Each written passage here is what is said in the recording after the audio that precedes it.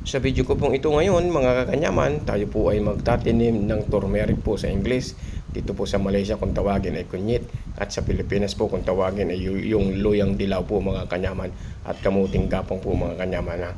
Yung po kasi yung luyang dilaw yung tinatawag na turmeric sa English, napaka-essential po dito sa pagluluto, singkap po sa pagluluto dito sa Malaysia mga kanyaman. Lalong-lalo na po yung taon niyan, napaka-aromatic po niyan pag nilagay nyo po sa niluluto nyo. Ngayon naman po yung kamuting gapang po natin mga kanyaman ay tatanim ko din po sa paso mga kanyaman. Lalagyan po natin yung compost na lupa po mga kanyaman, na napaka sustansya po niyan sa halaman mga kanyaman. And mega shoutout nga po pala sa mga bagong followers ko diyan, at maraming salamat po at welcome aboard po sa bahay ni Kanyaman.